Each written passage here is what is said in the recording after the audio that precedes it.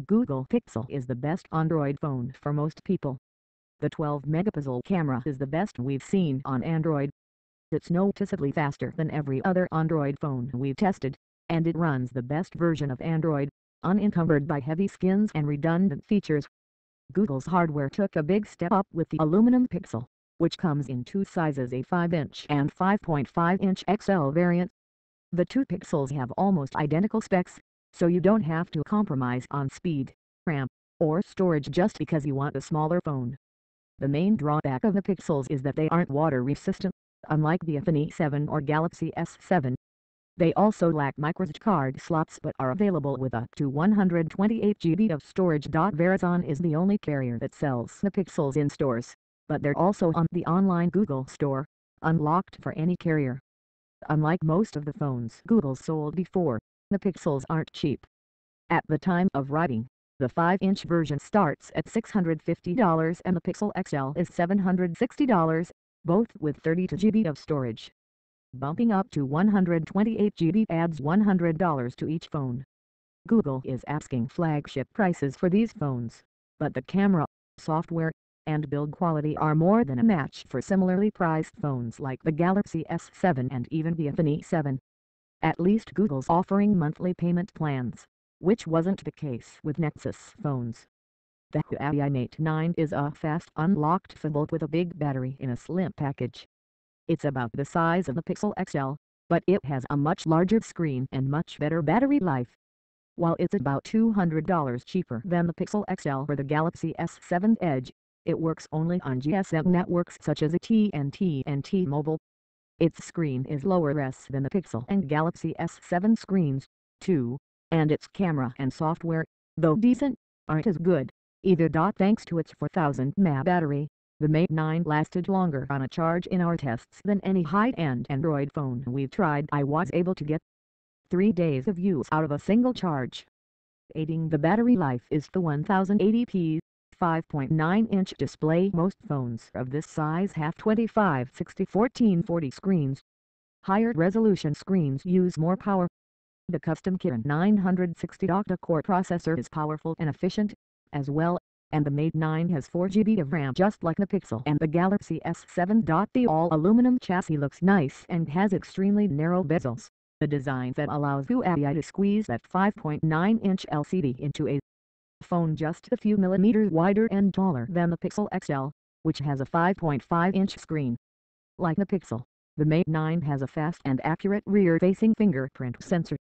It has a dual camera array on the back, consisting of a 12-megapixel standard sensor paired with a 20-megapixel monochrome sensor. Using both at once helps make photos clearer and speeds up capture times. Photos from the Mate 9 aren't quite as good as those from the Pixel or Galaxy S7, but they are better than those taken with most other phones. The $500 Lenovo Fat 2 Pro is the first Lenovo-branded Android phone to launch in the US, and it's the first shipping phone with Google's Tango augmented reality platform. However, the phone is gimmicky and not worth the asking price.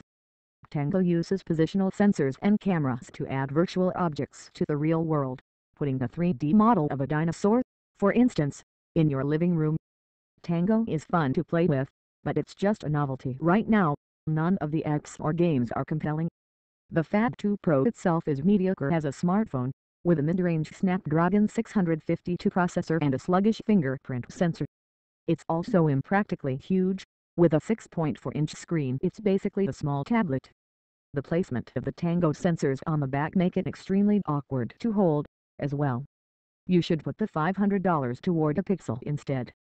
The LG V20 is one of the last flagship phones with a removable battery. With this phone, LG took what was good about the G5, its unpopular early 2016 flagship, and ditched the rest. That means vastly better build quality than the G5 and no expensive modular accessories. However, it's still clunkier and less comfortable to hold than the Pixel or GS7. The aluminum back panel pops off to reveal the removable 3200 mAh battery. Neither the Pixel or GS7 has a removable battery. There's also a fast rear-facing fingerprint sensor/power button combo, and a dual-lens camera module. The module contains both a standard 16-megapixel camera that takes nice photos, and an 8-megapixel wide-angle shooter capable of panoramic shots that the Pixel or S7 can't match. However, both of those phones take much better photos than the V20 generally, and that matters more than the wide-angle shots you'll rarely take. Wired says the camera doesn't distinguish itself as particularly good or bad. The 5.7-inch display is accompanied by a small 1440-160 secondary screen at the top. It shows notifications, apps, shortcuts, and more. It's quirky, but surprisingly useful. While it's great that LG is launching this phone with Android 7.0 Nougat, LG's software does some foolish things, like removing the app drawer. The Pixel's version of Nougat is faster and easier to use. Unless you can't live without the removable battery, most people are better off with our Pix. The Moto Z has a nice 5.5-inch AMOLED display and an almost impossibly thin 5.2mm frame. However, its battery is small and it doesn't have a headphone jack. You have to use the included USB-C adapter to attach traditional wired headphones. Moto offers a line of modular accessories called mods, but they're all far too expensive, as much as $80 for a speaker and $300 for a projector add-on, and don't work particularly well. The mods simply aren't worth it when you consider that the phone already costs as much as the Galaxy S7 at more than $600 at the time of writing. The design compromises necessary to accommodate the mods make this a disappointing phone. The Moto Z Force Verizon only adds a larger battery and shatter-resistant screen, but it's even more expensive. If you'd rather not pay $600 or $700 for a phone even spread out over 2 years, consider the OnePlus 3T. It's slightly faster and slightly more expensive than the OnePlus 3 it replaces, but it's still much less expensive than flagship phones. Unlike phones in the $200 range, the 3T doesn't cut too many corners to keep the price low. It's almost as good as phones like the Galaxy S7 or the Pixel, thanks to blazing fast hardware, superb build quality, and a speedy fingerprint sensor. The 1080p display has some color calibration issues, and the camera is slightly less reliable than the Galaxy S7's, but the 3T is still the best phone you can get for the price. The OnePlus 3T has a Snapdragon 821 processor, 6GB of RAM, and 64GB of storage.